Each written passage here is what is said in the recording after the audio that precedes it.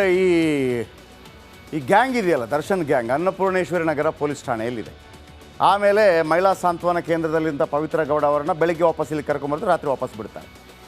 128 ಬಾರಿ ಒಬ್ಬ ಸಚಿವ ಕರೆ ಮಾಡಿದ್ದಾನೆ, ಪೊಲೀಸ್ ಕರೆ ಬಂದಿಲ್ಲ. ಒಬ್ಬ ಪೊಲೀಸ್ ಸಹಾಯ ಮಾಡಿದ್ದಾನೆ, ಅದರ ಬಗ್ಗೆ ಹೇಳ್ತೀನಿ. ಈ ನಡುವೆ ಅನ್ನಪೂರ್ಣೇಶ್ವರಿ ನಗರ ಠಾಣೆ ಸುತ್ತ ಶಾಮಿಯಾನ ಹಾಕಿದ್ದಾರೆ.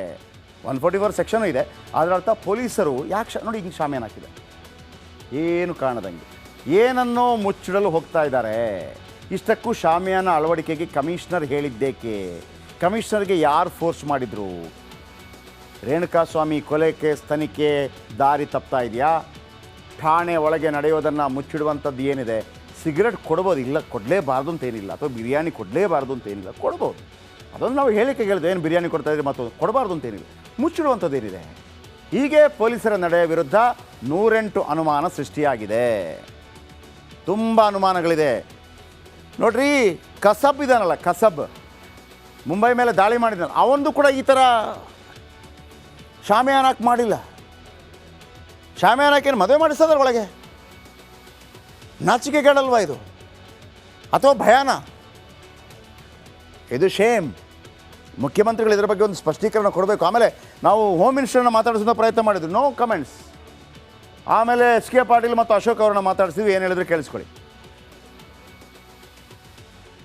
ನಾನು ಇಷ್ಟೇ ಹೇಳ್ತೀನಿ, ಅದು ಯಾರೇ ಇರಲಿ, ಅವರು ಆರೋಪಿತರು ಅಂತ ಬಂದಿದ್ದರೆ ಅವರು ಆರೋಪಿತರೆ. ಯಾವುದೇ ರೀತಿಯಾಗಿರ್ತಕ್ಕಂಥ ವಿಶೇಷ ಹೆಜ್ಜೆಗಳನ್ನು, ವಿಶೇಷ ಅನುಕೂಲತೆಗಳನ್ನು, ಅವಕಾಶಗಳನ್ನು ಸೃಷ್ಟಿ ಮಾಡೋದು ಕಾನೂನಾತ್ಮಕವಾಗಿ ಅವಕಾಶ ಇಲ್ಲ. ಆ ರೀತಿ ನಮ್ಮ ಸರ್ಕಾರ ಮಾಡೋದಕ್ಕೆ ಅವಕಾಶ ಕೊಡೋದಿಲ್ಲ. ಅದಕ್ಕೋಸ್ಕರ ನನಗನ್ಸುತ್ತೆ ಕಾನೂನು ಸುವ್ಯವಸ್ಥೆ ಕರ್ನಾಟಕದ ಸರ್ಕಾರ. ನಡಿ ಈಗ ಶುರು ಮಾಡೋಣ. ಕೇಸರಿಯಿಂದ ಮನೋಲ್ಲಾಸ ಮನಸ್ಸು ಮತ್ತೇರಿ ಕುಣಿದಾಡಿದೆ ನೋಡು, ಮನಸ್ಸು ಮತ್ತೇರಿ ಕುಣಿದಾಡಿದೆ ನೋಡು. ಕ್ಷಣ ಕ್ಷಣವೂ ಆಚರಿಸಿ ಕೇಸರಿ ಹಬ್ಬ. ವಿಮಲ್ ಬಾಯಲ್ಲಿ ಹೇಳಿ ಕೇಸರಿ ಕೈಯಲ್ಲಿ ಇಲ್ಲ ಅನಿಸುತ್ತೆ. ಅದಕ್ಕೆ ಭಯಭೀತರಾಗಿ ಇಡೀ ಪೊಲೀಸ್ ಸ್ಟೇಷನ್ಗೆ ಶಾಮಿಯಾನ ಹಾಕಿ ಯಾರನ್ನೂ ಒಳಗಡೆ ಬಿಡದೆ, ಕಂಪ್ಲೇಂಟ್ ಕೊಡೋಕೆ ಬರೋರ್ನೂ ಬಿಡದೆ, ಮಾಧ್ಯಮನೂ ಬಿಡದೆ ಮಾಡ್ತಾ ಇರೋದು. ಎಲ್ಲಿದ್ದೀರಿ? ಏನಿದು? ನಾವು ಕಾಶ್ಮೀರದಲ್ಲಿದ್ದೀರಾ? ನಾವು ಕಾಶ್ಮೀರದಲ್ಲಿದ್ದೀರಾ? ಏನೋ ಟೆರರಿಸ್ಟ್ ದಾಳಿಗಳು ನಡೆಯುತ್ತೆ ಅಲ್ಲಿ, ಪಾಕಿಸ್ತಾನದ ಬಾರ್ಡ್ರಲ್ಲ.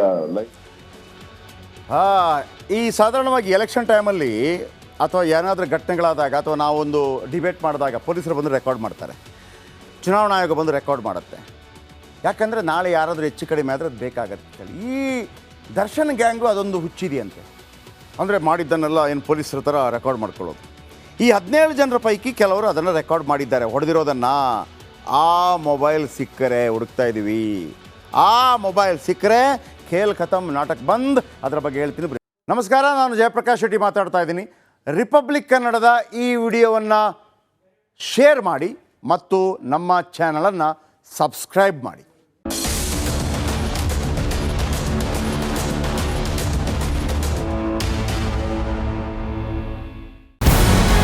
ನಮಸ್ಕಾರ, ಕರ್ನಾಟಕ ಪ್ರೈಮ್ ಟೈಮ್ಗೆ ಸ್ವಾಗತ. ನಾನು ಜಯಪ್ರಕಾಶ್ ಶೆಟ್ಟಿ. ಇಡೀ ಕರುನಾಡು ಇವತ್ತು ರೆಬೆಲ್ ಆಗಿ ನಿಂತಿದೆ. ಈ ಹಗರಣಗಳನ್ನು ಸದನದಲ್ಲಿ ಪ್ರಸ್ತಾಪ ಮಾಡಲು ಕೂಡ ಕಾಂಗ್ರೆಸ್ ಹಿಂದೇಟು ಹಾಕಿದ್ದೇಕೆ? ನಿಮ್ಗೆ ಸಂಬಳ ಅದಕ್ಕೆ, ನಿಮಗೆ ವಾಹನ ಅದಕ್ಕೆ, ನಿಮಗೆ ವೆಪನ್ ಅದಕ್ಕೆ, ನೀವು ಅದನ್ನು ಸೆರೆ ಹಿಡಿಬೇಕಾಗಿತ್ತು. ನೀವು ವಿದ್ಯುತ್ ಬರ ಇದೆ ಅಂತ ಹೇಳ್ತಾ ಇದ್ದೀರಿ, ಎಲ್ಲಿ ಬರ ಇದೆ ನೀವು ಹೇಳಬೇಕು. ಪಾಕಿಸ್ತಾನ್ ಆಕ್ಯುಪೈಡ್ ಕಾಶ್ಮೀರ್ ಅದು ಎಂದೆಂದಿಗೂ ನಮ್ಮದು. 40 ಮೆಷಿನ್ಗಳು ತಂದಿತ್ತು ನೋಟ್ ಎಣಿಸುವುದಕ್ಕೆ, ಅದೇ ಹಾಳಾಯಿತು. ಮಥುರಾದ ಗಲಾಟೆ ಇದೆಯಲ್ಲ, ಅದು ಸ್ಥಳೀಯವಾಗಿ ಕೂತು ಪರಿಹರಿಸಬಹುದಾದಂಥ ಕಾನೂನಿದೆ. ಗ್ಯಾರಂಟಿ ಯೋಜನೆಯಿಂದ ನಷ್ಟ ಆಗಿದೆ, ಲಾಭ ಆಗಿದೆ? ದಯವಿಟ್ಟು ಹೇಳಿ. Dawood Ibrahim most wanted criminal ಯಾವಾಗಾದ ಅಂದರೆ ಇಲ್ಲಿ ತನಕ ಭಾರತ ದೇಶದಲ್ಲಿ ಓರ್ವ ದಲಿತ ಪ್ರಧಾನಿಯಾದಂಥ ಇತಿಹಾಸವೇ ಇಲ್ಲ.